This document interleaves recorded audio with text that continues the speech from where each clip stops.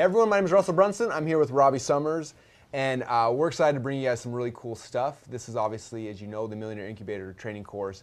And what we're going to be talking about in this DVD and throughout the whole course is basically kind of how to set up your own little mini call center. And some of the background, we set up our first call center, how many years ago was that now? Gosh, it's been about 5-6 years ago. 5 or 6 6 years ago, yeah. Yeah, we decided to launch a call center. We started building it, and met Robbie. He had a ton of experience doing it, so we hired and brought him up. And within a year and a half or so, we built a huge sales floor with over 60 people, doing well over $100,000 a week, and had just made a ton of money together. And then economy shifted. We decided that we didn't want a call center, and the whole thing kind of went away. And for a couple of years, we didn't do any kind of back-end phone sales at all. And after a couple of years, I really missed that part of our business, missed the hundreds of thousands of dollars a week we were missing out on, and thought, how can we do this again, but without having the 60 salespeople? And we spent a lot of time, and on my side, I spent a lot of time working on the front end, like how do we create and structure a funnel to really weed out all the people so we can do similar numbers with a lot less people.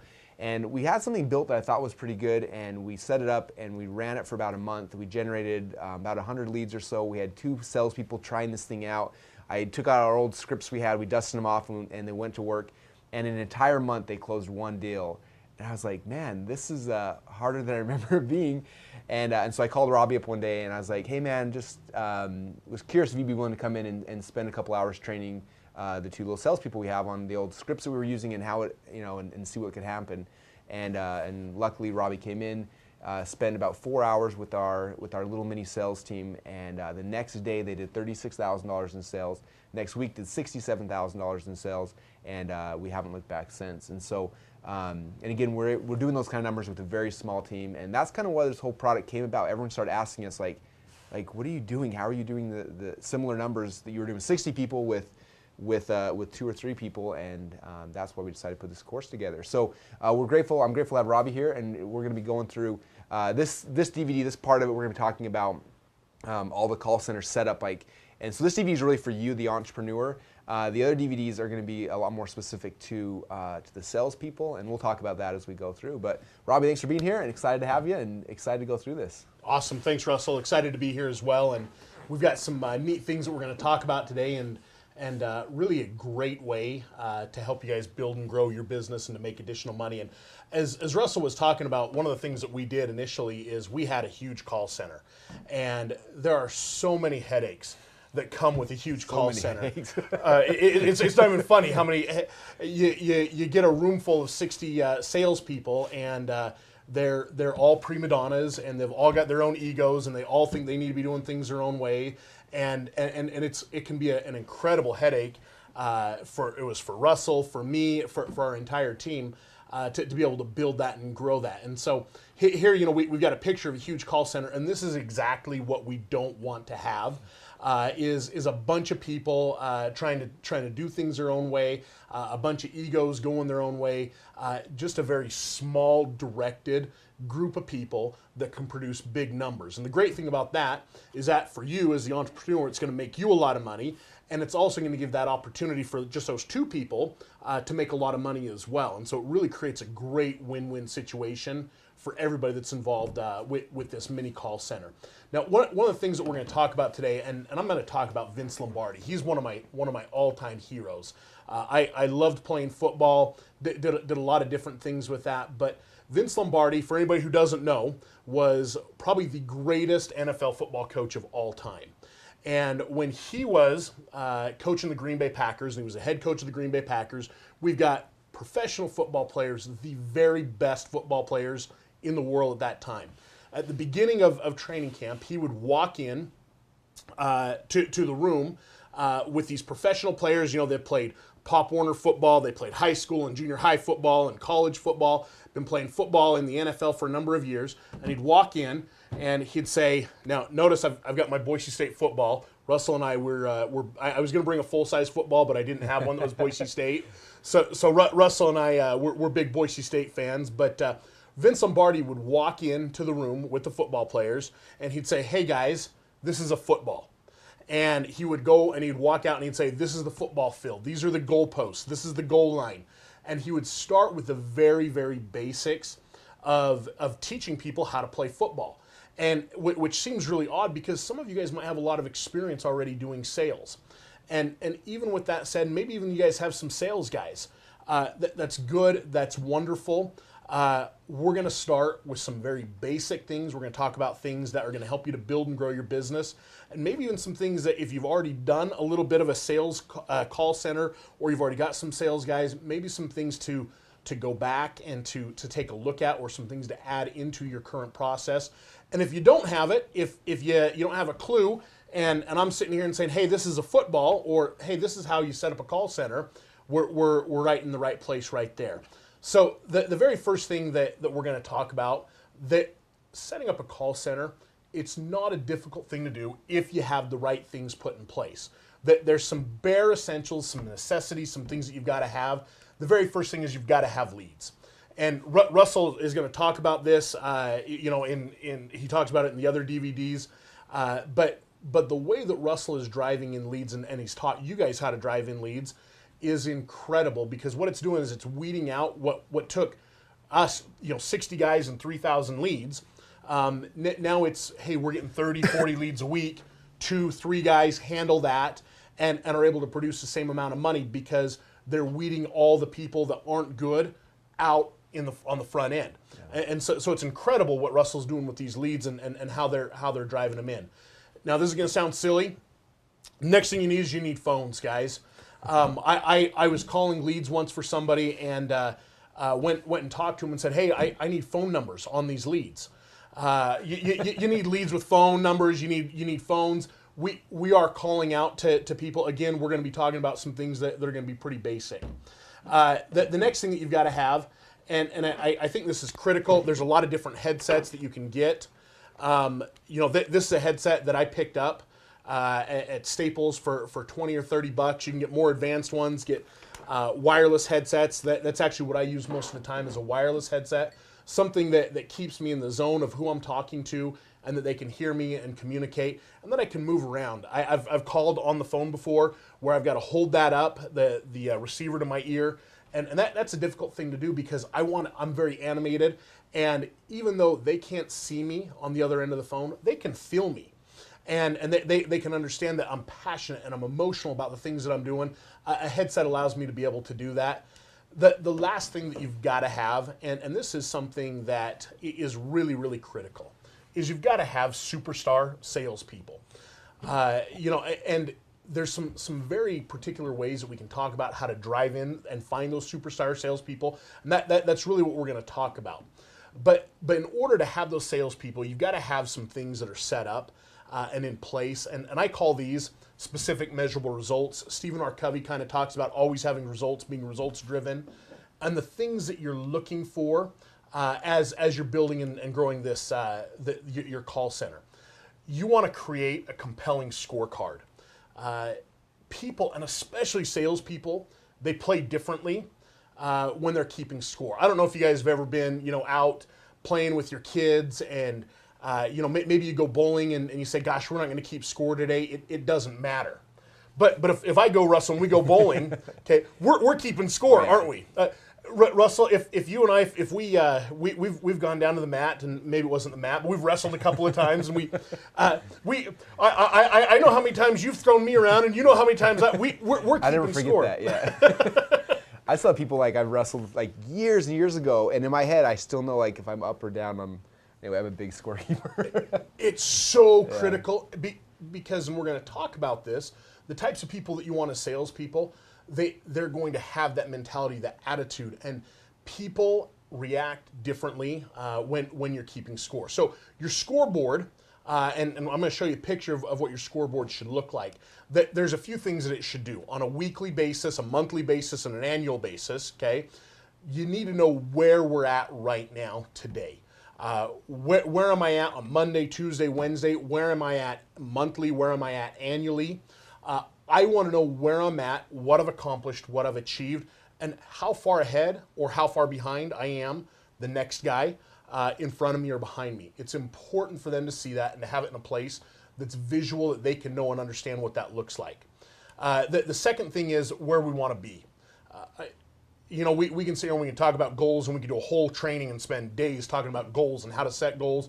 Fact of the matter is that they have to know and understand what it is that you're looking for, where they want to be and what they want to accomplish, and when we need to be there. It's got to be specific. We've got to have those measurable results. So this scorecard, the scoreboard, and this is something you get set up and you get it in place before you even hire somebody, is it should be someplace that's visible, identify if things go off track and how to get them back on track if corrective action need to be taken.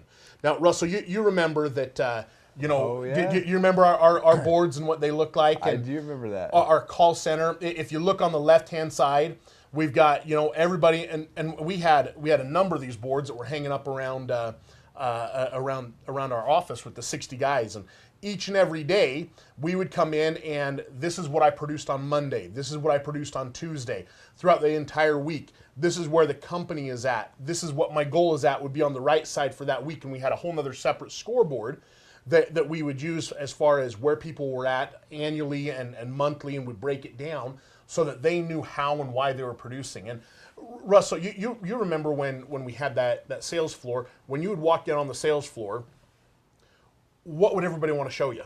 Their numbers. Let me show you. Check this out. look at the scorecard, Russell. Look at the scorecard.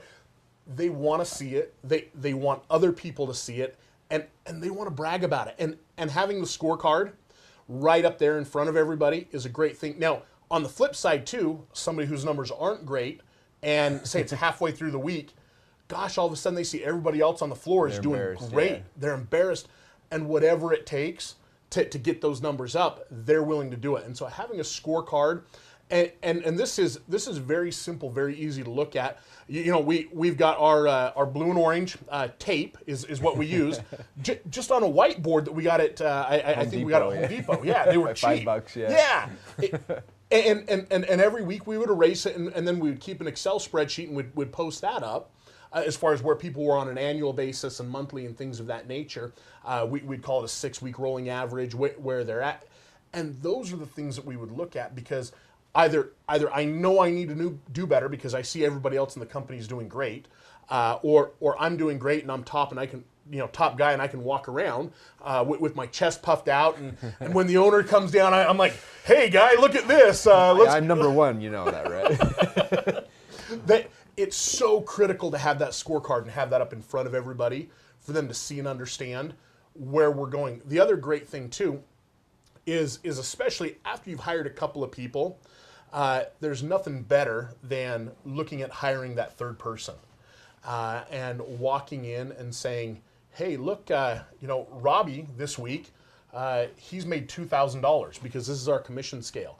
And Kimberly, she's made $1,500, and Troy's made $3,000 this week.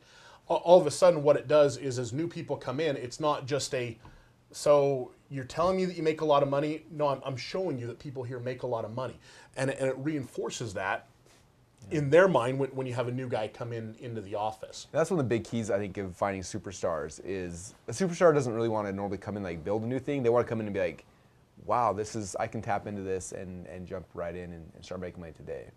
And is there anything better than immediate validation? Yeah. And to sit down and say, so who's this Robbie guy? Well, he's that guy over there, and he barely graduated from high school in Emmett, Idaho. Okay, and he's making $3,000 this week. Okay, or whatever it is that people see that and they look at it and they say, well, if that guy can do it, I can do it. That immediate validation, it comes in, and by having that scorecard, that scoreboard put up somewhere, whether you've got one sales guy, you look at where they're at, where they want to be, and what we need to do to get on course, or whether you've got 60 sales guys, that if they look at that and they see that and they know where the scorecard is at, it makes a world of difference. Okay, so before we go on, I want to talk really quick for a second about one of the core things I think that drives motivation and gets people throughout the week moving forward, and it's kind of the way we used to do our sliding sales structure, and we still do it today, and I think it's one of the most powerful ways to really motivate people and to get them to continually produce week in, week out and hit the goals and the numbers that all of us want. So I'd love for you to kind of talk about that concept. Well, the best way to do that, Russell, it's with the commission scale that you have with your salespeople. And every time we do a commission scale, that what happens is it's a sliding commission scale. And every single week, your commission scale, it starts over. One of the best things about the industry, and one of the worst things too, because you have a great week, and all of a sudden that's all erased and you're starting back. But gosh, even top performers occasionally have a bad week, and it's sure nice to be able to erase that as well, the bad week. But the thing that drives them is that things are paid on a sliding scale, and so what would happen is I would start out each and every week at 0 and at a 10% commission. And as I make sales, my commission would increase, and it would be retroactive. So let's say that first of all, I've got to get $5,000 in sales, and from 0 to $5,000 in sales, I'd get paid 10%, or I'd make $500. Okay, from 5,000 to 6,000, and it'd be different for everybody, but it goes to 12%. So now all of a sudden, that entire $6,000, I get paid 12%, and it would cap out at 20%. Now the thing about it is that all of a sudden what motivates a top performer is, I know that when I'm at a 20% commission, each and every dollar that I make from now on, Russell's paying me more money, right? But and I know that on Monday I come in and I'm starting back at 10% again, okay? I need things to be able to motivate me. So all of a sudden now, guess what happens? Let's say I've maxed out my commission on a Thursday. Well, I'm making 20%. I put up $20,000 in sales. I've made $4,000 that week. Okay, but I know that one more sale, okay, a $5,000 sale pays me $1,000 now. Whereas on Monday, that same $5,000 sale, guess what? It only pays me $500. So now all of a sudden, my Friday, my Thursday, my Friday, and Saturday, I come in and work twice as hard, because I want to make sure that I capitalize on that commission that's there, that's available. And so it's one of the best ways to be able to really motivate your sales guys, is make sure that you've got things on a sliding scale. Make sure that every single week you start that over. If you don't, it builds up, and all of a sudden you're paying everybody 20-25% on every single sale that they make, whereas that you're just not getting the motivation for them to come in and for them to work hard, because they know that, gosh, next Monday I'm going to make $1,000 on that sale, regardless if I do it today or tomorrow. And obviously we all know that having money today is better than having money tomorrow. Let me get my calculator out and make sure, but we know that. And so that drives and that motivates your sales guys to come in and to push harder and harder each and every week. Yeah, I think it's interesting too. Like when we relaunched our mini call center, we set up our structure and had everything going. And the very first week that after you had trained them and they had this big huge spike in volume, they were excited. They didn't look close enough at the numbers, and Kimberly ended up missing her 20% commission by like $500. And she's like, "Oh, it's not a big a deal." And then we stopped saying, "No, it is a big deal. Let's look at the math." And we showed her the math. And if she would have closed one, even a small, like $1,000 deal, she would have made an extra like $1,400 for the entire week because of the increase in commission. And that's a lesson that after they learn it once, they never forget it. And now it's like every day they're looking at that, they're like, "Man, if I got one more deal, instead of me," and we made a little spreadsheet where they can type in and see what it looks like. Like if I make a $5,000 deal, what I do, boom, all of a sudden like, "Oh, I make an extra $800 like for the entire week." And suddenly what happens is, like you said, Thursday, Friday, Saturday, they're going crazy. And Saturday, they're here dialing, and they're looking at time zones and who's still awake. Oh, someone's awake in Australia. I'm dying, because if I get one more deal, man, that's an extra $1,000 I get, it becomes huge for them. And then, like you said, Monday it resets over, and it starts the process again. And it's, I think it's one of the big driving forces of how you really get the consistent volume you want. It's kind of like in college, I don't know if you ever donated plasma. I wasn't big into that, but my roommate was big into plasma. And the very first time you go in, they give you like $15. And the second time they give you like $35. And then the third time they give you like 10. But then the fourth time it's like 45. And so he kept coming back, because the next time is the big hit. The next time is like I get the big payment, and then it reset back over to 10. But it kept him consistently going in every single week, because he knew that no matter where he was at, the next one was the big one. And so it kept motivating him to keep going in, and for a year, he probably still does it to this day, as far as I know. But he was giving us plasma all the time because the way that the payment structure was built out. So I think it's a big important part for everyone to play with. It makes a huge difference, and your D&I personalities are driven and motivated because of this type of a commission structure. This is something that's helping them to tap into that driver, that dominant trait that they have. It helps push and it helps drive in that direction. And so that's something that's really, really important to know and understand. That as you do that, it builds and drives the right people in there. So that's one of the first things you want to get set up, along with your phones, your headsets. The next thing, you need to be in a position that with those specific measurable results that you can look at what the statistics are. And statistics are critical to be able to track and understand what's happening on a sales floor. There's a few things that we tracked that were really, really important. Obviously, number one is overall sales volume. If somebody's numbers were where they were supposed to be, the rest of the things that I list out here, nobody cared. Okay, about what the people, as far as the statistics and the results. Now, somebody's sales volume, if it wasn't where it's supposed to be, what we want to do is we want to go down and we want to look at what else is happening there. So we look at how much time is spent on the phone. Okay, number of dials being made each day, and also obviously the time on premise, the time at work. Where are they spending their time and what's happening when they're on the sales floor. There's a lot of different ways to track this. With a phone system, Russell, when we had our big sales floor, we had a fabulous phone system, didn't we? Yeah. Okay. Cost me a little bit of money. A lot of money. Okay. and the thing of it is that with a phone line driven into your office from Vonage, you can get all these numbers too. Okay. You can know and understand how many dials somebody's made, how long they've been on the phone. You can have those numbers pulled right out immediately. You can also do it. I do a lot of calling through Google Voice, and if you take a look at this Google Voice screen that we have here, you can know exactly in a week how many calls that I've made. Over the course of time that I've used this particular Google account, I've made almost 14,000 phone calls out of this Google Voice account. I know and understand how much time I've spent. I spent 24 minutes on the phone with this phone number and 6 minutes with that phone number and 1 minute with that phone number. I can have those results pulled up immediately and know right where my salespeople are at. So whatever the phone system that you set up, and again, it can be something as simple as having somebody with a Gmail account tied into Google Voice and a corded headset.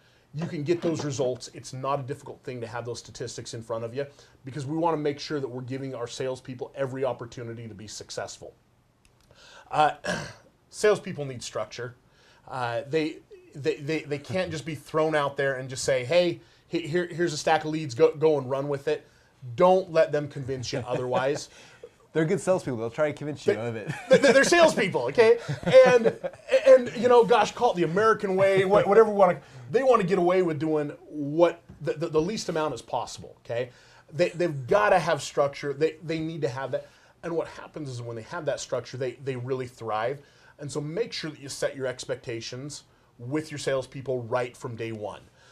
Set a schedule based upon the most effective hours to call. Now, with each individual business owner that we're dealing with, we're going to take a look at this and we'll give you some suggestions exactly when your salespeople should be calling. For us, because we weren't calling business to business, the very best hours for us were to be calling from 9 o'clock in the morning till 12 o'clock in the morning. It was amazing how many people we would contact in the morning that wanted to make money. Okay, and then what we would do is we would take a 3-hour break. Remember, we're in Mountain Time. Okay, so at 3 o'clock we would come back, and that would be 5 o'clock East Coast time. And we would come in. We would work from 3 o'clock to 8 o'clock at night. So we'd put in our last 5 hours at that time frame. So we would be calling from 5 o'clock, till 9 o'clock East Coast time. And by the time we leave from 7 o'clock to 8 o'clock, it would be 7 o'clock California time, Pacific time. And we would try to catch the people at home at that point. Now, if you're selling business to business with your product, and again, this is something that we'll work with you specifically on. But if you're selling business to business, you want to be talking to people during business hours. There's no reason for you to keep your guys around till 8 o'clock at night because nobody's going to be there unless you're East Coast and you're trying to tap into those people on the West Coast. So we'll talk about that. But take a look at your schedule and when the people that you deal with are going to be around, they're going to be in front of their phone, that they're going to be available, and set your schedule along those lines. Hold them accountable for their results. Now, just to give you a little bit of an example of what we did, our expectations when on our big sales floor, and these are great expectations as far as benchmarks that people needed to hit. We wanted them to produce $7,000 minimum in personal sales each and every week. The reason we wanted them to do that is in Boise, Idaho, the commission scale, this commission structure that we were on, it provided them with a good lifestyle. They were happy. They were excited to come into work. They knew that, gosh, I'm going to make, $60,000, $70,000 at a minimum by coming in and working at this place to build and grow my own family and do those types of things that I want to do. We expected them to do 100 dials per day. Now, the great thing about these leads that Russell's driving in is because the leads are so qualified and following that same system, they're probably not going to have to put in that many dials, but dials are critical, and calculating what those dials need to be based upon the leads is something that they need to be, that we're going to talk about and that they need to be aware of and that you need to be tracking. 500 dials per week, that's really not that difficult for somebody to do, especially when you're down through your leads and gosh, 50, 70 of the people don't even pick up the phone, okay? It's not talking about a lot. 4 hours of talk time every single day. Now, yes, what do you do with the other 4 hours at your work? Well, there's a lot of things that happen. There's trainings that go on. There's research on maybe the particular prospect that you're looking at talking to. There's other things that happen throughout the day. So actual time on the phone boils down to about 4 hours of talk time is what we wanted, what we expected. Half the day that, gosh, you're there to be selling on the phone. Half the day needs to actually be on the phone. That's just what we expected. And then having them run 8 hours per day, 40 hours per week. Now, this next part, this is where things really get critical, and it's all about hiring superstars. I mean, Russell, what kind of difference did we have from the top guys that we had on our floor? What made them superstars? Why were they so good? There's a lot of reasons why, but you look at there was a big gap, right? The top guys like you and Robbie or Randy and stuff like that, were doing, you guys were taking home $250,000 or more a year in commissions, so which means you were putting up $1 million plus by yourselves in personal volume. Then down the bottom scale, you get guys who can't pay enough, sell enough to feed their family, and there's this huge range. I have my philosophies on what makes a superstar, but I'm excited to hear yours as well. But I think a lot of it are just people that are hungry, that that have the vision like you were talking about. They know this is what I want to do, and they're going after it, and they're trying to hit the numbers. You get one or two superstars, you're pulling a couple $1 million a year off that, versus having to have 60 guys. You have the whole wide range. So really what this process is instead of us getting all the dead weight, which we carried a lot of dead weight with 60 sales guys. We probably had, and this is, it's the Pareto principle, 80% of the money was made by 20% of the people. Okay, that we had a lot of people there that were just dead weight, and the value with the way Russell's driving in the leads, and then the way that we're hiring and bringing in people is instead of carrying that dead weight, we're just saying, hey, you know what? It's not worth the headaches. It's not worth the problems with that other 80% of the people. Let's just find the very best people, bring them in, and build that. And just find the best leads. It's kind of we try to get the cream to rise to the top, right? On the lead side, on the sales side, because now our goal before was $7,000 per week from a person. Nowadays we want $20,000, $30,000 per person, because best leads, best people, and just everything. If Kimberly and Troy aren't hitting $25,000 a week, they're disappointed, aren't they? Yeah, and it's not even worth our time to play with at that point. If you had two people that were bringing an extra $14,000 a week for you, gosh, that's nice. But is that something you really drive, you really push? No, but gosh, now I got two people that are bringing in 50, 70, 100 grand a week for me. Gosh, we take that. Let's focus a little bit more energy at this part of our business. Yeah, absolutely. Yeah. One of the things that, and this happened to us. This was definitely a learning curve for us. Thad Silgman says this, but he says, I'd much rather have an empty seat than an empty suit. Okay, don't be tied into, gosh, I have to hire, and hire the wrong person. Take the time to hire the right people.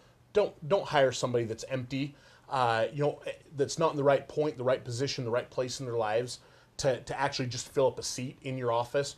Don't hire somebody that says that they've done sales before. Don't hire somebody that's your buddy just because they're your buddy and because you like them. Hire the right people to put in there, and this is how you do it. Don't keep people on board who aren't reaching their numbers.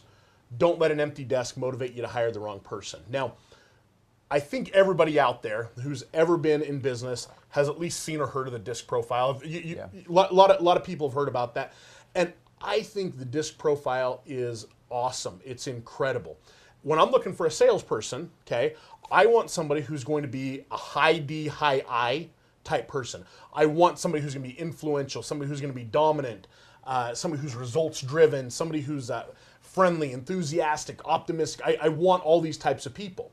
Now, you can do a couple of different things. You can go out and you can just run an ad for salespeople, and you can say, "Hey, I'm looking for salespeople. Come in and I'll hire you. And we'll test you and we'll see if you're a DI." And you can go to the discprofile.com and you can pay $36 every single time that you look at possibly hiring somebody to make sure that they're a high D, high I, or we can actually do a couple of things to weed them out and find them right from the beginning. The very first thing that you do is you've got to put in the right ad. It's critical to make sure that number one and most importantly, I'm looking for the right people, the right ad to put into this particular sales position. When we wrote our ads, we'd write them, and there'd be something along these lines. It's going to say, "Hey, we're looking for sales superstars. If you're not a top performer, don't even call. Our average performers make between $50,000 and $100,000 a year.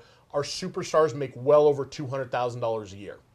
This position is only for the best salespeople. Please call Robbie and let me know why we should hire you." And then you put your phone number in there. Now this is great because number one, it's going to weed out a lot of your customer service people. For this position, I don't want somebody who's customer service. Russell, you've got customer service people, don't you? Very different mindset. Totally. When we look at the DISC profile, Yeah. your customer service people are going to fall as CNS people, right? Yeah. Okay. So it's a totally completely. I don't want CNS people. I don't want customer service. I think that's what the CNS almost stands for is customer service in the DISC profile. I might get it. I've never heard that before. Okay. That's good. but it really is. That's what happens. That's the type of people. And there's nothing wrong with those types of people. We need them. You just don't want them for your salespeople.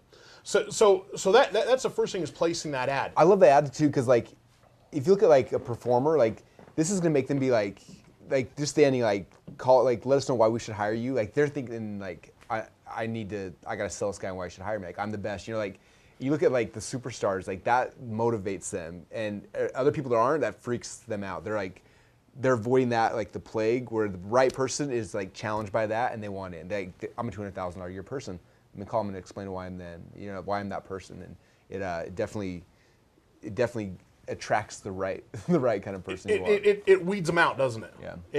It's just a matter of finding those right people. And again, instead of us carrying a bunch of dead weight, instead of us having 55 guys that are dead weight and 5 guys that are making money, it really just finds the very, very best people. Yeah. So the next thing that happens, okay, so I've got my phone number there, and there's a lot of different places you can place the ad. We had tons and tons of success with placing the ad on Craigslist.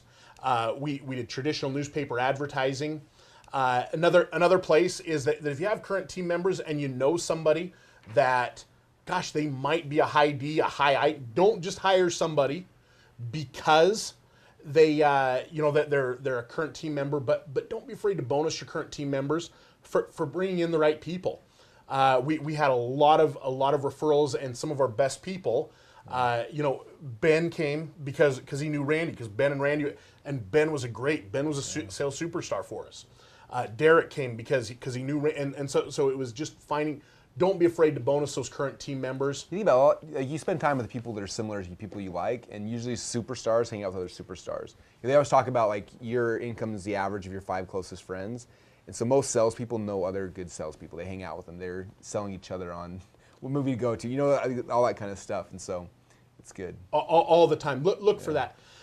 The other thing too, when we look for this, and you're not necessarily going to be placing the ad here, But something that's critical, always be on the lookout for talent. I've hired people because I've walked into Best Buy and I get somebody who I know and I understand that just by talking with them that they're going to be a high D, a high I personality. Okay, and what I will do with those types of people is I'll give them my business card. Okay, and I'll refer them to that ad. Hey, I've got an ad on Craigslist. I might even have a link directly to the ad on my business card. Okay, I've got this. Call this number. Okay, look at this. If it's something that possibly you want to take a look at and you want to move forward, always be on the lookout. Whether it's Best Buy, a furniture store, Nordstrom's, there's so many people out there that are great salespeople. That, gosh, you take a guy at Best Buy who has that ability to make $200,000 a year and he's making $10 an hour at Best Buy. You can change his life and do some incredible things for a young kid who wants to do some of those things. The whole way that I got into this industry in the first place was because somebody found me selling cameras at a camera store a long time ago. But that's how I found out about this industry. Was that somebody gave me a business card and they said, call me. Okay, I think there's some potential here with you. I think there's some things that you can do. And it's turned into what I've done as my profession because somebody was out looking as he was going in and buying a camera for somebody. So now that I've placed the ad, I've got it there. The next thing I want to do is I want to have my phone interview, and I'm gonna forewarn you guys that you might have some of your HR people that might freak out a little bit about this phone interview because it's not traditional. The very first thing I do is I get on the phone with them and I just ask them some very, very basic questions, interview questions, like what's your experience, what's your education, how'd you perform in your last sales job? I just want to get them talking, and I want to listen to their energy, their stage presence, their voice. I want to hear how they sound on the other end of the phone because that's what your prospects are going to be hearing. I want to hear that. I want to know and understand what that is. Then what I do is I ask them just a very simple question that it talks about in the interview or in the ad. I say, Russell, tell me why you're a top performer.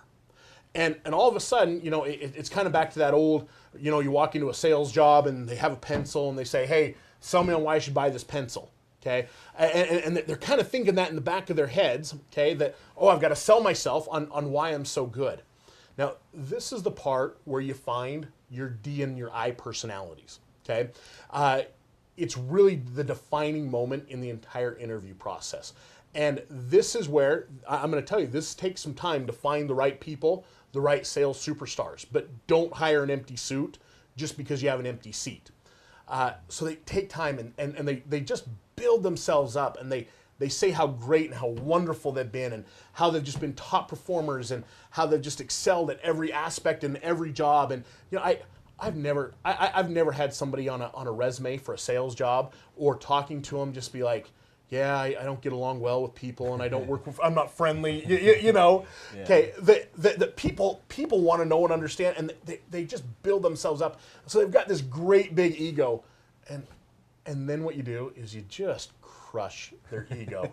you just and this sounds harsh, but what I do is I reject them. No matter what they say, right? I don't care if I'm like, oh my gosh, I got to hire this guy. This guy is perfect. This is the most wonderful sales trainer I've ever. Doesn't matter what they say. Okay, I reject them and say, gosh, I'm just not hearing superstar here. No matter what they say. Okay, and you get a couple of different responses.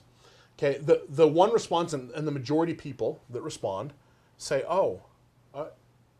okay, well, thanks for your time.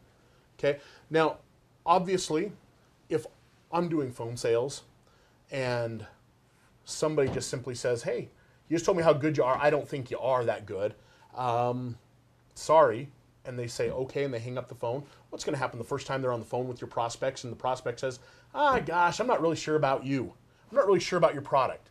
The prospect is going to say, okay, well, wish you the best. Do you want my business card? Okay. That's exactly what's going to happen with that prospect. They're not going to be a sales superstar. They're not that D. They're not that I personality that you're looking for.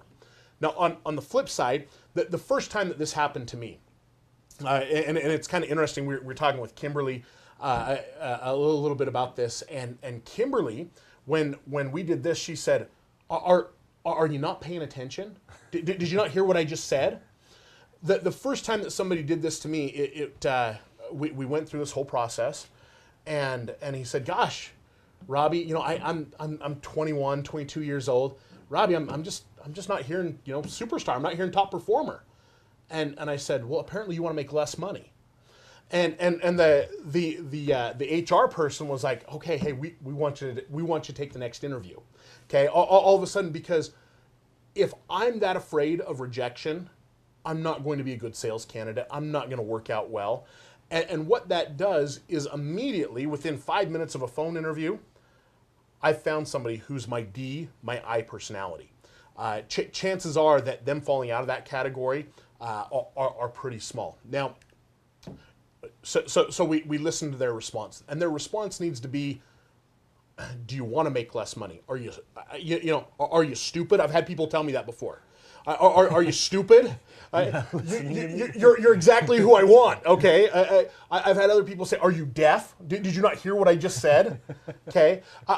I want some ego here. I want them to tell me that, because when they tell me that, I know that I'm getting somebody that if I've got them on the phone and somebody says, "I don't think, you know, for whatever reason or another, now this isn't for me. No, I want to wait on it. No, I need to think about it. You know, it's too much money." The first time they get rejected, are they just going to hang up the phone, or are they going to say, "Oh, okay, well, I'm gonna dial another lead, Russell," or are they going to say, "No, apparently you didn't hear what I just said." Okay, and we walk them through that process. That gives you the ability to really find the right people that you want, and finding the right people with the right leads. All of a sudden, 2 people can do what 60 people were doing before. It makes all the difference in the world. So once you find your DI personality type, now I'm also going to tell you, and something that I think is very, very valuable, once I've gotten to this point and I've found that person that says, "Gosh, Robbie, are you deaf?" Okay, I still want to, and at that point, I think it's worthwhile to bring them in and to pay the $36. You can get bulk discounts on a disc personality profile. I think it's worth that in the hiring process to take just a minute, go ahead and do a disc personality profile with them, and just make sure that they really fit into that DI personality. I haven't ever had somebody that has gone through that process and hasn't been a high D, high I personality. But it's a nice thing for you to have, because the better that you can communicate with your salespeople, the better everything is going to move. I remember Chet Holmes, I was doing a project with him, and I had my initial call with him, and he's like, "Yeah, it sounds really good. Take this profile and I'll call you back." And he forced me, before he could do a second call on this project, take the profile, because he didn't want to work with me unless I was a Dean and I as well. And so I think it's key, like, because sometimes people can fake their way through an interview or whatever. It's hard to beat that test, because it doesn't make any sense when you're taking it. You know what I mean? And it's worth the investment after that point. Well, and not only that, you know, now Chet Holmes, he knows how to talk and how to communicate. Whether you're a D, an I, an S, a C personality, now Chet Holmes knows how he can relate to you and how he can motivate you to accomplish whatever it is he wants. Because the better I can communicate with somebody, the more effective our relationship is going to be. Okay, and so it allows you to be able to do this. I bring the people in. We do a disc test. Explain the overall business. We set clear-cut expectations and guidelines. They know from day one what's expected of them. Makes all the difference in the world. The last thing in the world you want to do with a sales guy is you want to bring them in. You want to get them all set up and all accustomed to something, and then change things on them. For whatever reason or another, sales guys do not do well with change. Make sure that you got the expectations and the guidelines set out from day one, and they do wonderful things for you. The last thing, as far as actually hiring, and I do this every time I interview somebody, is I want to make sure I understand what makes that individual tick, why they're here, what's motivating them, because we all have our motivating factors. You guys all saw that house that Russell's looking at. Okay, that huge, beautiful house. Okay, that's my motivation. I know what Russell's motivation is, and if I come in and I talk to Russell, I know enough about Russell, because we've been friends for long enough, that I know that his family is a huge motivation to him. And if I can understand that these are things that are important to Russell, I know how to better communicate with Russell. I know the things that he's looking for, whether it's a car, whether it's a house, whether it's spending more time with their family, coaching their kids' football game. And we talk a lot about these types of things that we do with the prospects throughout the sales process. And you guys will see that in the set and the close script with those videos. But the exact same thing happens with your salespeople. If I know and I understand what motivates my sales guys, I can help them to achieve it. And it goes back to that old Zig Ziglar quote, I can have whatever it is I want in my life if I help enough people get exactly what it is that they want. And so if I look at my sales guy and I say, hey, I know and understand what motivates you, what drives you, I know where you want to be. I know that Kimberly wants to homeschool her child when he turns 5. I know that Troy wants an RV and he wants to go to all the national parks. I know these things that motivate him. Now all of a sudden I can do things and I can work within those parameters to help motivate my sales guys at the same time. Learn what makes each individual on your team why they tick, why they're there, what's going to help them to build and grow their own personal lives. And when you take that as the owner, as the entrepreneur, and they know and understand that, gosh, I'm here to help Kimberly, eventually be able to homeschool her son, or I'm here to help Troy get that RV, or I'm here to help Randy to be able to golf all over the country, or I'm here to help Russell get that dream, whatever it is, it doesn't matter. If I know what makes them tick and they know that I'm interested in them and that I'm there to help them to reach and exceed and facilitate and help them with their goals, it builds long-term success. It builds longevity with your employees. It's something that one of the reasons that Russell and I, we're still doing stuff together is Russell learned a long time ago what types of things make me tick. And that's why even after our call center, went away, that we're still doing stuff together is because Russell took the time to know and understand those types of things with me. Know what makes each individual sales guy on your team, know and help them understand what makes them tick. So that there's really one more key factor that I really want to talk about, and that's how to deal with a top performer. Okay. This is important for the entrepreneurs in the room. This is critical because so many entrepreneurs that I've run into are great entrepreneurs. They've built great businesses, and they have no idea, they have no clue of how to deal with a top tier salesperson. And what happens a lot of the times, they just butt heads, and there's problems. And Russell, we ever have butting heads about the sales floor? That never happened, right? It's amazing, because when someone starts making a lot of money, they are producing a ton of money, and they're responsible for a lot of it. But in their mind, like without them, you're useless. And so it's like this thing where you're like, no, I'm like, this is my business I create, and they're like, but I'm the one bringing in the money, and it causes definite. I don't even know the right word for it, but there's definitely issues that come up, especially when you have 2 or 3 or 60 people. It magnifies the problem. So I had an awesome opportunity to learn and grow a lot through that process. And I think that it's important those people know, because otherwise you can get steamrolled. People come in like, hey, I should be getting 50% commission. And what do you say? Like, whatever it is, like you got to understand how to be prepared for that, because it will happen.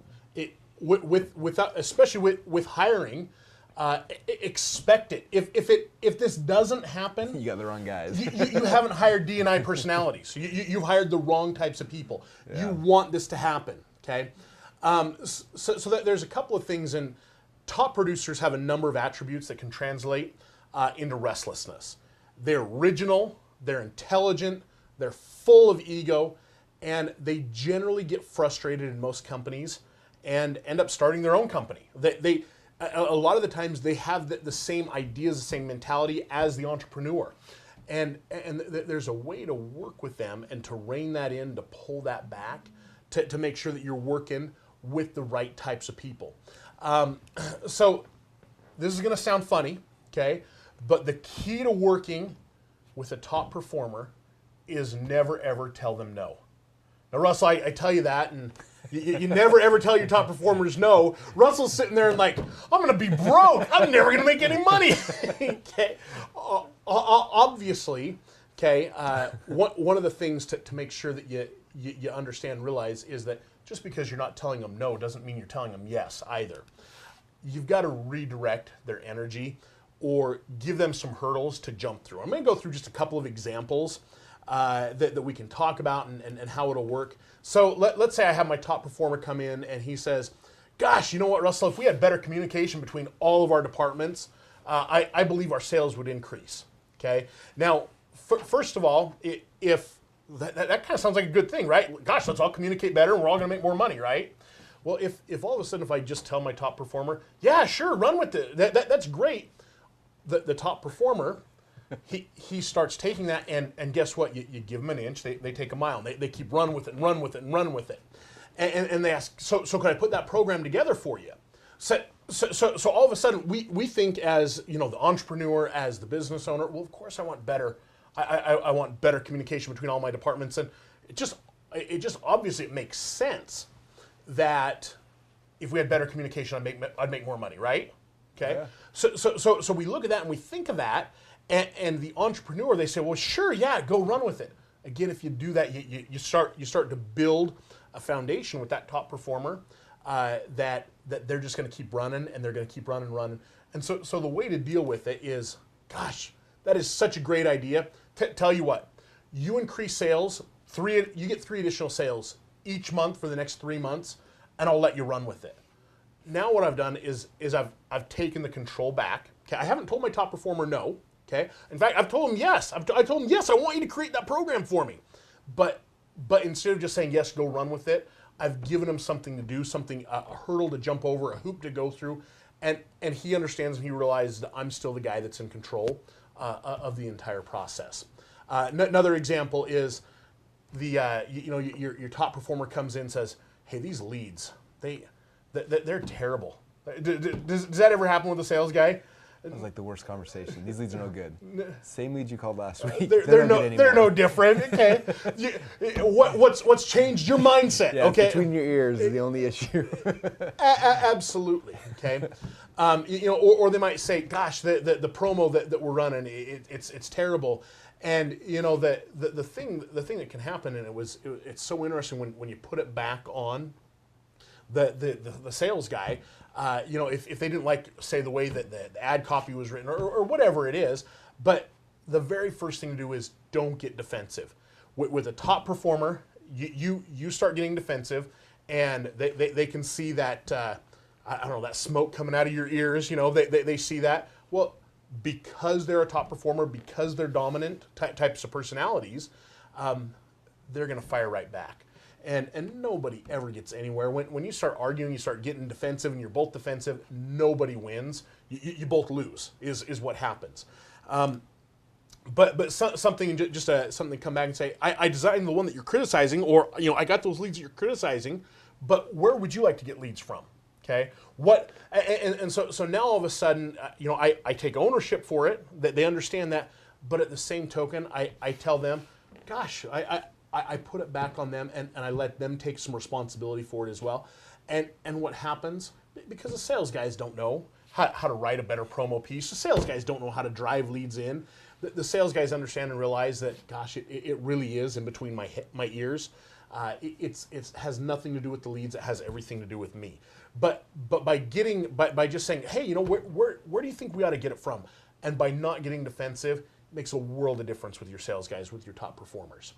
The next one, just a good way to drive and motivate a top performer, comes in and he says, "Gosh, I could definitely increase sales if we do X, Y." You know what? That is awesome. I totally think you can too. But let me tell you what, talk is cheap. I want to see it. Let's see those numbers on that board. How about next time I come down tomorrow that you've got those numbers on the board that you've talked about? I'll believe you. We'll run with it. But talk's cheap. Let's see it actually happen. Let's see it actually get put together.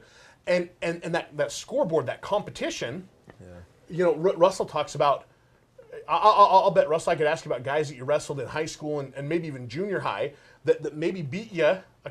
You still remember what the score is. We talked about that. And talk is cheap. I'll believe it when I see it. And that competitive attitude, that they'll say, well, okay, I'll show you. Okay, you want them to have that ego. You want them to have that competitive attitude. That's what makes the difference. Yeah, and either one or two things will happen. One, they do and they make more money, or two, they don't and they shut up. You know what I mean? So it's like you win both ways. I want somebody to come in and be a big talker and make me a lot of money all day long. You can talk and tell me how great you are, and I'll listen to you. Just keep producing. Okay. Couple of things. The more you challenge a top performer, the more you encourage them to overachieve. The more challenges that they have, the more obstacles, the more hurdles that they have to jump through, the more they're going to achieve for you. The last thing, and again with a top performers are very, very ego driven. When they achieve things, don't be in a position that you don't remember to compliment them. They want that, they need that, they thrive.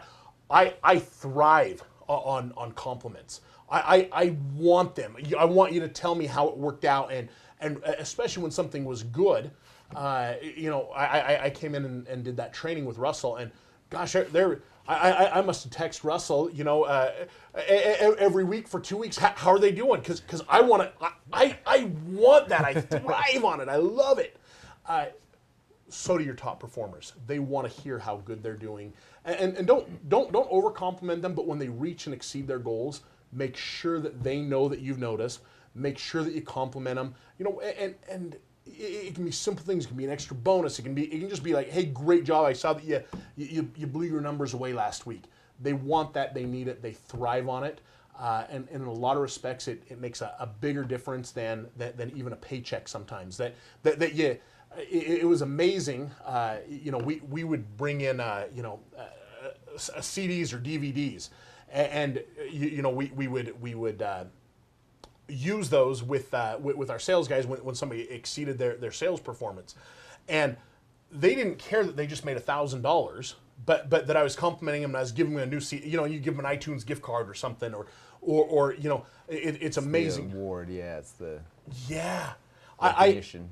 Absolutely. I have a TV that I won, and I tell everybody, it's a flat screen TV that I won. But before I even started working with Russell, and anybody who, I won that. That's still a source of pride for me because it's something that showed that I accomplished something and I won something. They want that. They want that recognition. They want that compliment, and they want it more than just in the score. The scoreboard does a great job, but when they reach and exceed their goals, make sure that you go that extra mile to compliment them and let them know that.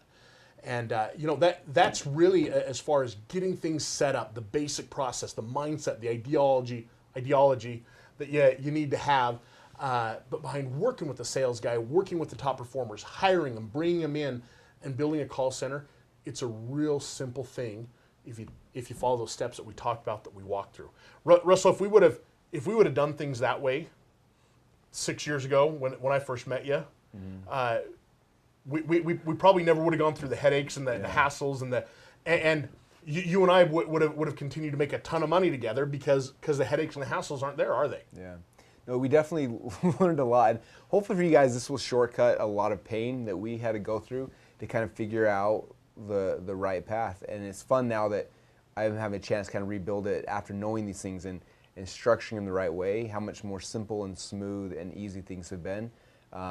And hopefully this will shortcut that headache for a lot of you guys, because you're right, after you have those things in place and you understand how to work with the people the right way and how to motivate them, they want to perform for you. They want, nothing pleases them more than to make you happy. It doesn't always, it's so true. Yeah. It's so... It doesn't always seem that way, because the way that a lot of times the top performers approach you, it doesn't seem that way, but that's what they want. They want the recognition, and they want you to be impressive. And if you are, it goes a long way. It's pretty cool. They love it. All righty. Awesome. Well, that's the first, obviously, the first thing for you guys as entrepreneurs. Now, there's a lot of other stuff in this package for you guys. The biggest one, really quickly, to talk about the set script and the close script, so they know what to do with that with their people. Okay. If we can kind of cover that really quickly, it'd be helpful. The next part of the video that you guys are going to see, you're going to see the set script and the close script, and we've walked through this, and I've walked through it also with your salespeople, that they're going to see this. My recommendation would be, number one, for you guys to sit down and obviously watch the rest of the videos at least once. I don't think that it's something you guys need to learn and you guys need to know in depth and detail. I always compare it kind of with the entrepreneur. that's kind of like being a general contractor. The general contractor doesn't have to know how to frame and roof the house and put the plumbing and the electrical work into the house, but he has to know that, gosh, that wiring, that it looks right, that, gosh, the framing, that it looks right, and that wall is supposed to be there, and that yes, that the roofing got done. And so to have a good grasp on how it all works, how it's all put together, the next videos are gonna dive into a lot of detail on exactly how the set process works, how the close process works. And so I would recommend watching that at least once as the business owner. The next thing that I would say too is that for your first couple, I'd say probably 3 to 4 weeks worth of trainings, I would have your salespeople, obviously number one, first day that they're hired, that they're ready, once you've gone through that process, you've got the right people in the room, to sit down and to watch the training videos, to watch the set video, to watch the close video, and week 2 to do the exact same thing. And at the end of that, to write down what they learned that was different, because they're going to have a whole different experience, a whole brand new set of results that they're going to see and they're going to experience because they've been on the phone for a week. So Monday week 1, you do that. Monday week 2, you do that, and then ask them how are they going to apply the things that they learned week 2 to what they learned going in. Do the same thing the 3rd week, but by the 4th week they should have a pretty good handle.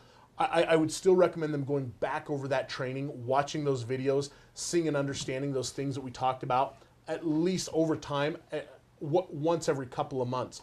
The reason behind it, I've heard and been over and gone through these trainings on the set, on the script, literally thousands of times. I've trained on them, had other people train me on them, and every single time that I've trained on them, maybe I don't learn something new, but I remember something that, gosh, I didn't do that last week, and that's such a great thing to say. That's such a great thing to put out there to work with them, that I remember that and I bring that back up, and all of a sudden that next week it gets me another sale. So by going back over that and going back to the basics all the time. Hey guys, this is a football. Going back to, hey, this is how we make money. I remember when I played football, and if we'd have a bad game, my coach wouldn't come in. He wouldn't put in a whole bunch of fancy trick plays or anything like that. He'd go back to, guys, this is how we block. This is how we tackle. This is how we run. This is how we throw the ball. This is how we catch the ball. All the basics. And so one of the things that you've got to look at and you've got to understand is that by always going back to the basics and remembering what got them to where they're at, it makes all the difference in the world. Kimberly and Troy, when I sat down with them yesterday, said, gosh, we've been calling for a couple of months now, and now that I've had that experience, this is great because we went back over a lot of the same things we did on day 1, and Troy walks out, and what's the first call you get from Troy? Yeah, $8,000 later. $8,000 sale that all of a sudden, by just remembering those things all the time and going back to the basics, it makes all the difference in the world. You think about any kind of training, like you go and you get a new skill and immediately you apply it. Like we had the next day after you came in, $36,000, just boom. And then people get cocky or whatever it is, and they're like, oh, I know how to do this, and they start like improvising, start changing it, and you watch any kind of skill jumps like this, and it drops and drops and drops and drops. And for most people, they don't retrain it; just it'll keep going until eventually it just kind of dies out. Whereas you look at like a good training system, you have that initial training, you get the initial surge of success, it starts stabilizing, starts downfalling. You do the second, you retrain on it again and retrain on it. And look at it over a year period of time, you're going like this. But if you just do it once and then it fades and it drops, then you got this little thing and it dies and it ends. And so when we had 60 salespeople, you did trainings every single week, back to the fundamentals, and it's going to be annoying for these guys sometimes because I don't want to go through it again, but they need to keep going through it and consistently going through it because it brings them back, it grounds them, it re-gives them the tools and the things they need, and you'll just keep seeing that just jump and jump and jump. So I think that's a big key, is use the tools we're giving you guys because that's how you keep people progressing and getting better and better and not just stabilizing and then dying. And we want these things obviously to work for you guys long term. So if Vince Lombardi is telling professional football players, hey guys, is. This is a football, just so you know, okay, this is the goal line, there's so much that we can learn from that. And if we're not going back to those basics, they're forgetting what the football is. They're forgetting what basic things they need to be doing on a day in and day out basis if you're not continually training on them. And be pig-headed about your training. Train have your training schedule, and that's what we're doing is we're making sure that you've got that training schedule that's put together for your salespeople. Be pig-headed about making sure that they're going through it, and even after they've gone through all the sales training, guess what? Go through it again. Go through it again. Go through. They will find things that they learn, things that they pick up, things that they forgot that they were doing that are going to help them to remember and to get more sales and to produce more money for you and for them. Yeah, awesome. Well, thanks, Robbie. This has been awesome, and excited for all you guys to go on to the next step and get your people trained. Awesome. Thanks, guys.